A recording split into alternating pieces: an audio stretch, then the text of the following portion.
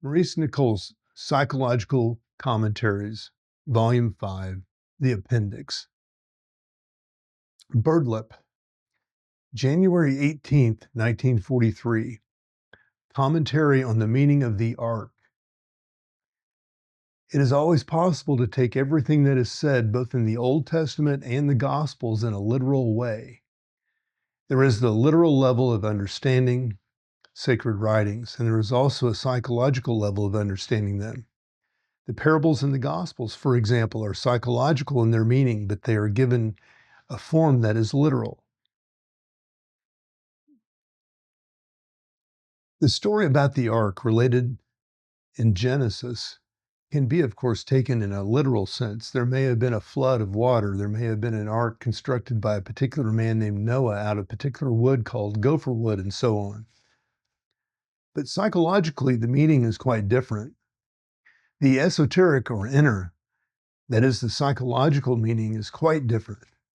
Esoteric teaching is always about man's inner evolution. It is about man's higher development and his relation to what is higher than he is.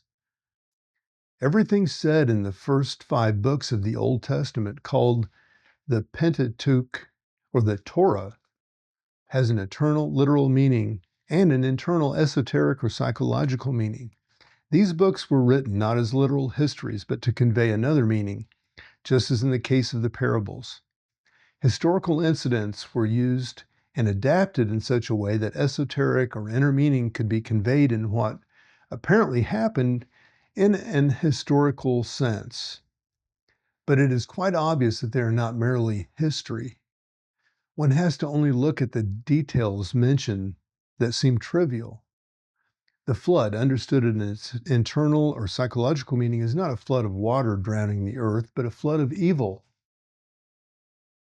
The flood refers to a period when all right understanding was dying among a particular division of humanity. Violence and evil were in the ascendant, and everything to do with truth and good was being lost sight of. Humanity left to itself is barbarian. Only teaching given over a long period can raise mankind to the level of culture and civilization. But every teaching sown into life has its period of and loses forces and dies. When a teaching loses its force and dies, a flood of violence and evil and falsity arises. The story of the ark refers to such a period occurring amongst a part of humanity, situated perhaps in what is called the Middle East. All this part of humanity, all this earth was flooded with barbarism, and teaching was being lost sight of. But teaching always starts again, and where such a flood of evil arises, it must preserve itself and wait until the time comes when a new form of the same teaching can begin. Understood psychologically, therefore, the flood is a flood of barbarism, of evil and violence, and the story of the ark is about how esoteric teaching preserved itself during the flood. The ark floated on the waters of the flood of evil, and it contained in it all the seeds of a new teaching represented by Noah, his 3 sons, their wives, and all the animals. And here we must realize that all our own civilization and culture arose from behind the form of teaching called Christianity. And what we must also realize that any teaching of this kind, that is esoteric teaching, has its period and eventually loses its force and dies. Then comes a period of violence and evil that is a flood, as today. This again is followed by a new teaching. The ark is a story about how the interval between 2 periods of teaching is bridged. It means that certain people, in this case a certain school called Noah, having eventually 3 branches, gathered together everything that was valuable and preserved it until a time came when a new teaching could be given. They constructed, as it were, the form of a new teaching and preserved it by living in it, so that everything was not lost in the flood of evil, and so that mankind did not perish spiritually through the mutual hatred and violence. Known history, ordinary history, the history taught in schools is a history of crime.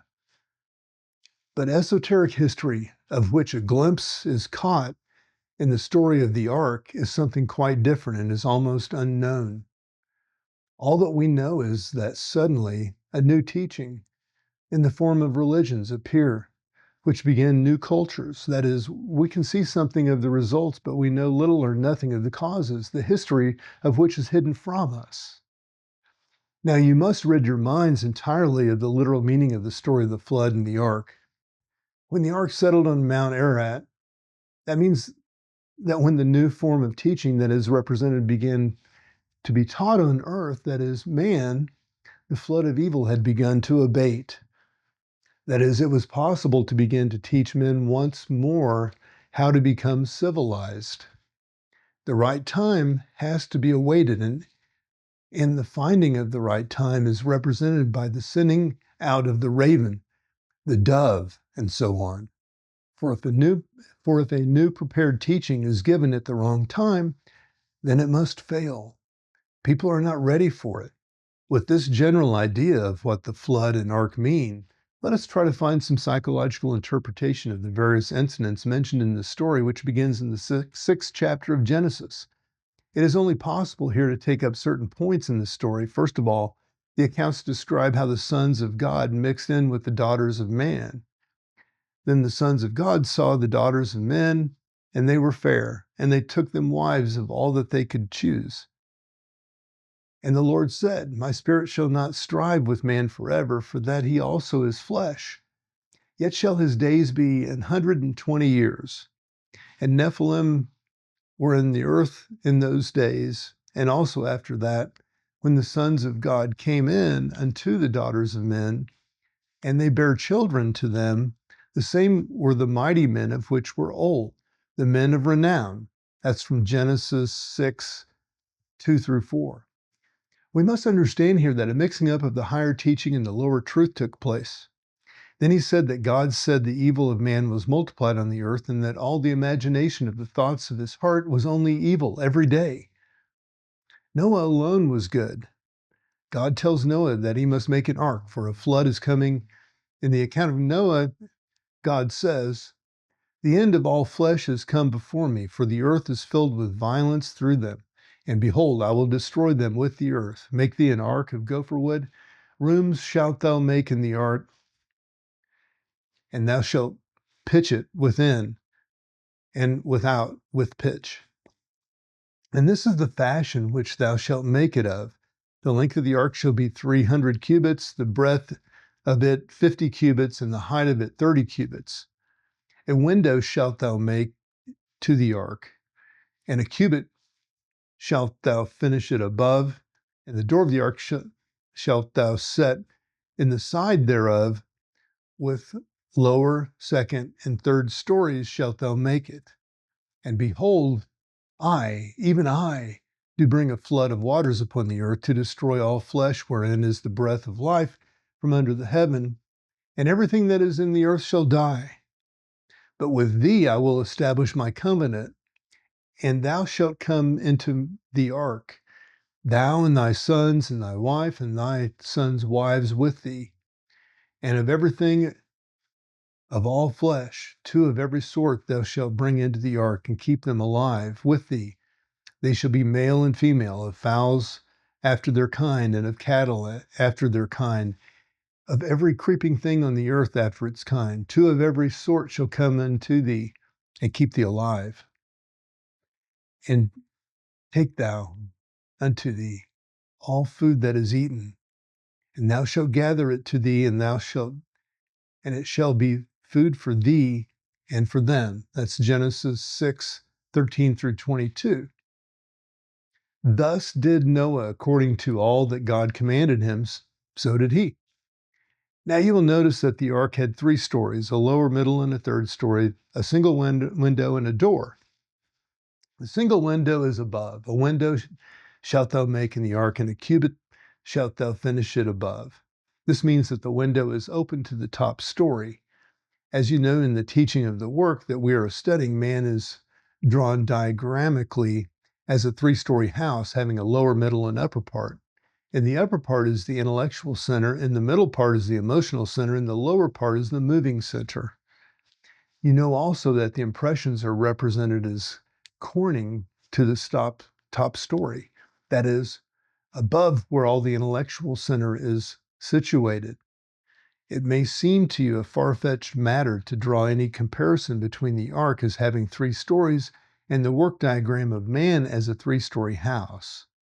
But you must remember that esoteric teaching always remains the same essentially, and that it is kept alive in ways that we know nothing about. As was said, we only know the history of outer life, the history of crime, not the history of esoteric teaching, save that we can notice the results of the latter acting at different periods on the general history of crime. That is, we see religious teaching struggling with barbarism and gradually founding cultures. Now I must explain something that you will find a little difficulty in following at first. You know that the general view of man expressed in the beginning of the Old Testament is that man had not progressed from his origin, but has degenerated. Man fell. That is, the standpoint expressed in the Old Testament here is reverse of the view of man that has evolved and is progressing. It is necessary to say all this in order to understand what this single window of the ARK means. According to ancient teaching, man originally lived in a golden age, then in a silver age, and then in a brass age, and then finally in an iron age. It does not matter about the exact terms used, but the idea is an important thing. And the idea means that man has progressively degenerated and has not progressively evolved. He was once in far better circumstances and in a far better inner state than he is today. You must realize that only a very naive mind can believe that the passage of time means progress. One must get rid of such a false idea once and for all. Time does not mean progress. One might think that as one gets older, one necessarily gets wiser or better, or that the newest fashion is necessarily better than the older fashions, or that tomorrow is necessarily bound to be better than today. Now, according to ancient teaching, man was once in an inner state totally different from the state he is in today. When he was in this more original state, he could be taught in a way which he cannot be taught today. You know that according to the teaching of this work, man has 2 distinct sides, the side of knowledge and the side of being. And that in order to change or evolve, a man must nowadays receive, first of all, a new knowledge and then apply it to his own being through self-observation. But there was a time when the being of a man could be acted upon directly and not, as today, only through the side of knowledge. As naturally enough, we can know very little about this original state of man save through the hints given in such writings as are found in the Old Testament and elsewhere. It will be best not to attempt to say much about it. Still, we can conceive roughly of the inner state of man who knows without having to be taught. Without having to be taught it, that, say, negative emotions are evil inner states. And from this, we can even imagine a man who already knows, as it were, in his heart, all that this work teaches him so gradually through his mind. We belong to an age of humanity which this work called the sleep of mankind, and our individual task is to awaken again and cease to live this life of sleep. But we can conceive in an age where man was internally aware and led the life of a being who was awake. Then he was in touch with what in this system is called higher centers, and being so, he was taught internally by an internal route and not by an external route through his outer senses. Esoteric teaching was in him. He was then in touch internally with influences coming from higher sources than himself, and he knew and felt it. Only when he began to ascribe his knowledge to himself through vanity and self-conceit did he begin to fall asleep, and so became gradually more and more separated from his internal source of teaching into which he was originally born. Then, instead of being able to distinguish directly by internal perception or insight between what was good and what was evil, and what was true and what was false, he gradually lost these inner faculties until finally he had to be taught everything from the outside as knowledge. This is the meaning of the window in the upper story. Man reached such a state that he had only one light left in him.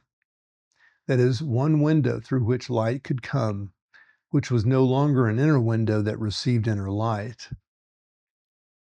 That is, he reached a state in which he could only be taught through his mind or intellect and only from the outside. Man's intellectual sight was not yet lost, and so he could still be saved, that is, from the flood of evil that must rise as soon as man is cut off from any teaching.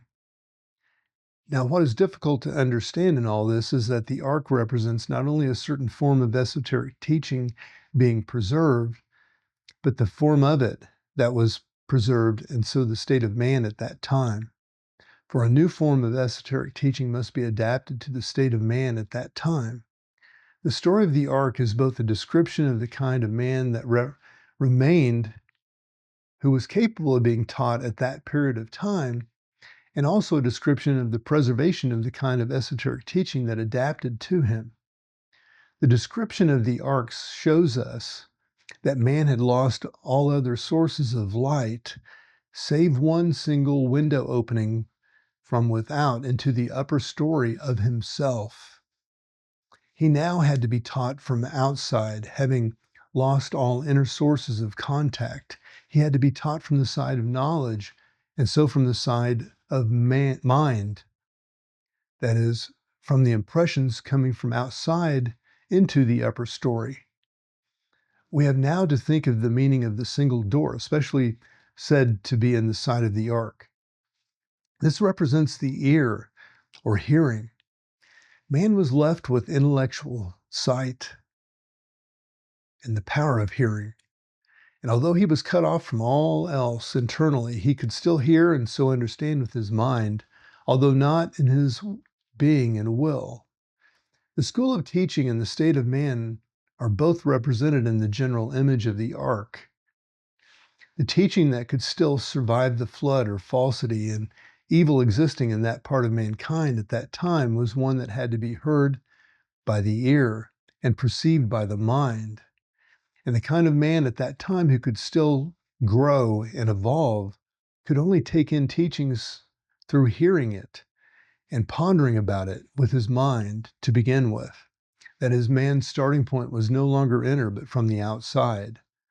Now, if we consider the image of the ARK as referring for the moment only to a school of teaching that preserved alive traces of ancient teaching and survived the deluge of false notions and evil actions, we can catch a glimpse of the meaning that it was pitched within and without.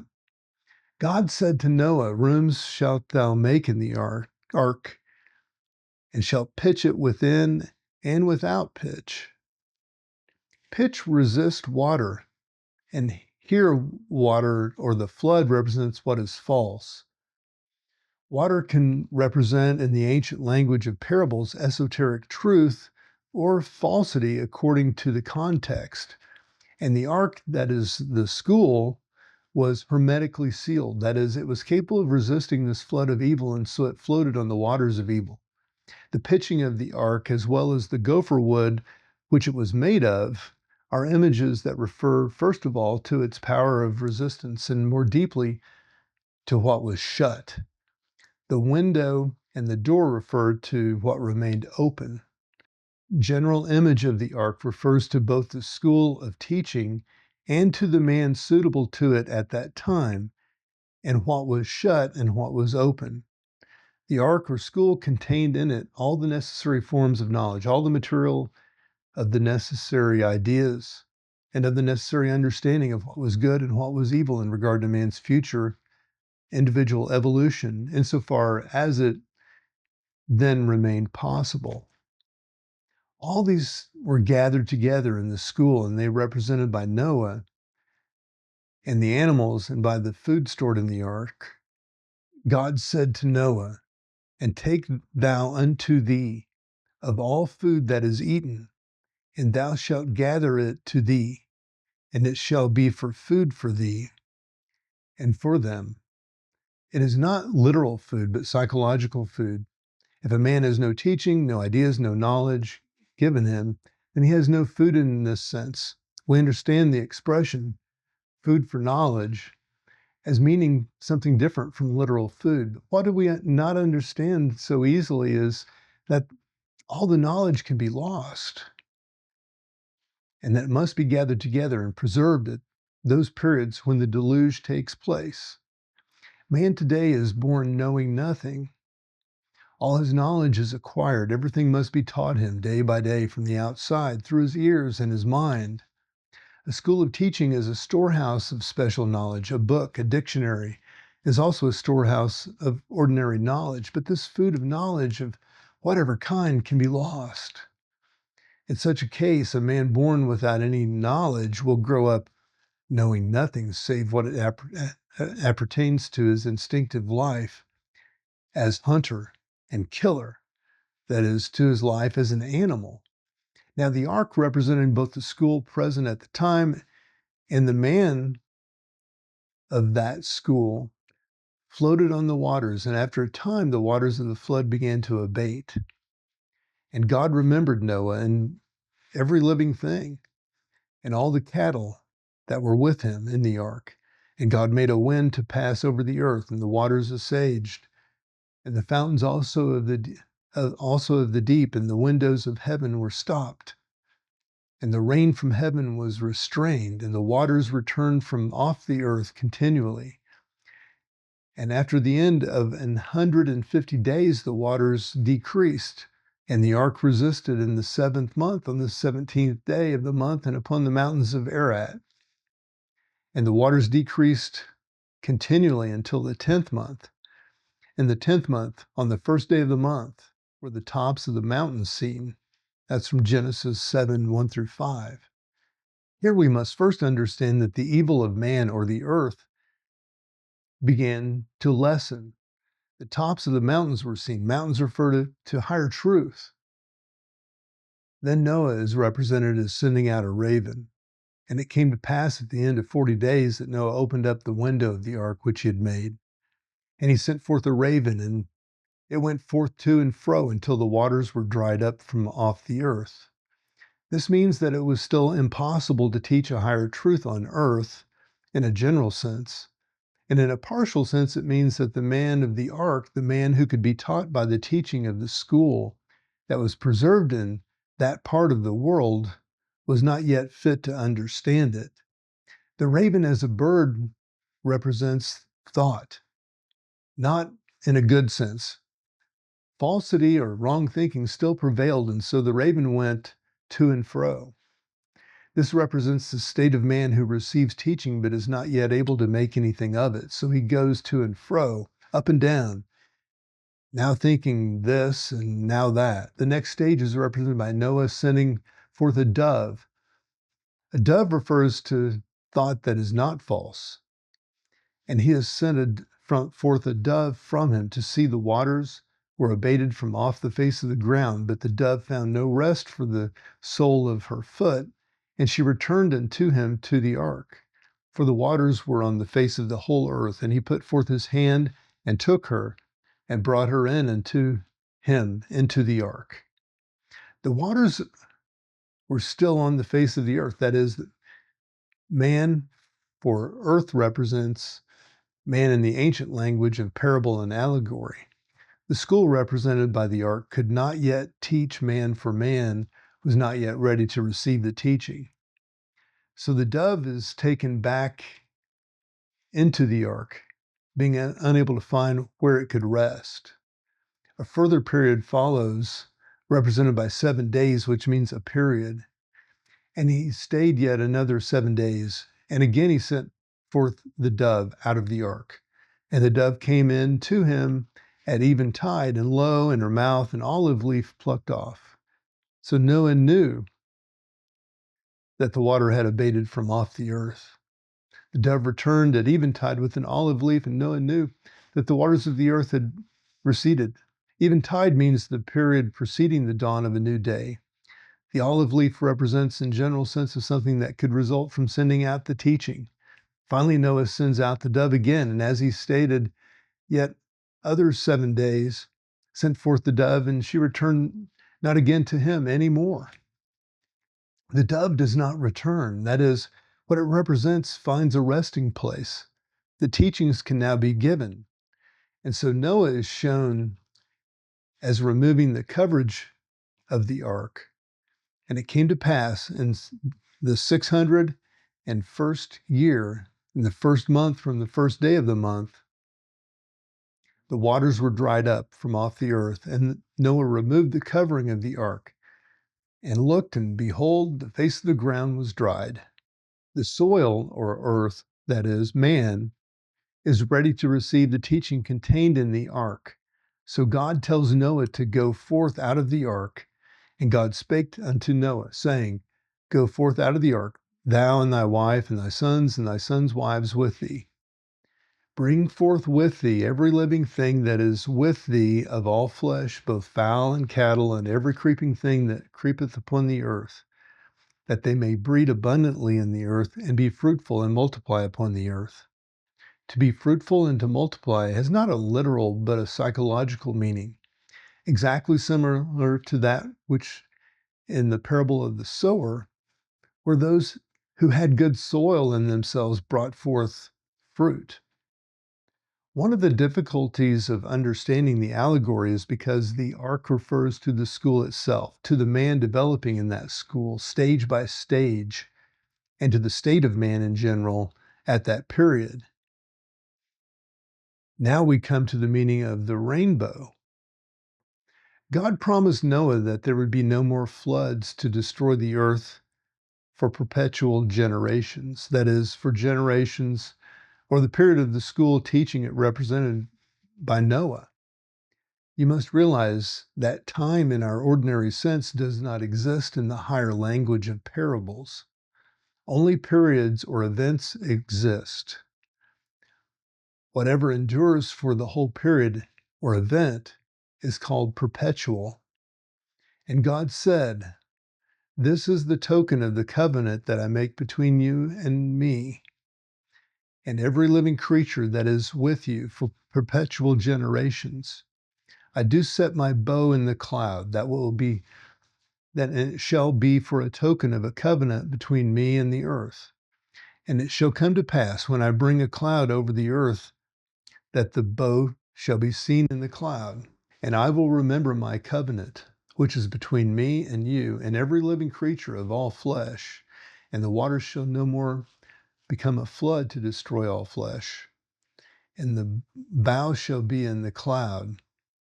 And I will look upon it, that I may remember the everlasting covenant between God and every living creature of all flesh that is upon the earth. And God said unto Noah, This is the token of the covenant which I have established between me and all flesh that is upon the earth. That's Genesis 9:12 through 17. The bow or rainbow represents stages of light or illumination. It is the light spilt into parts. Full light, full illumination, is white light. This is composed of different colors or stages of lower vibrations passing into higher vibrations. You must remember that at a period of the flood of man, no longer could be taught directly by an internal route. He could not receive direct information. His being could not be acted on directly. He had gone to sleep internally. He had now had to be taught from the outside, step by step, stage by stage, until the full light of understanding was reached. Light means inner light. The mind receives inner light when it grasps something that it did not understand before. When you say a light dawned on my mind, you refer to the light of the understanding. The sight of the mind is not the sight of the outer eye, which responds to the light of the sun, but the sun internally is the light of the mind, the light of understanding. And it is strange that outer light, the light of the sun, is split by a prism or film of oil into many components or stages that all of them vibrating together form white light. Perhaps from this brief interpretation, you can catch the meaning of the rainbow as represented by the conditions of inner development belonging to a man of the ARK, the man of that period when it was no longer possible for him to receive the teachings of the higher centers directly. He was cut off from higher centers as we are. You know that this work tells us that although we have higher centers in us, fully developed and always working in us, we cannot hear what they say.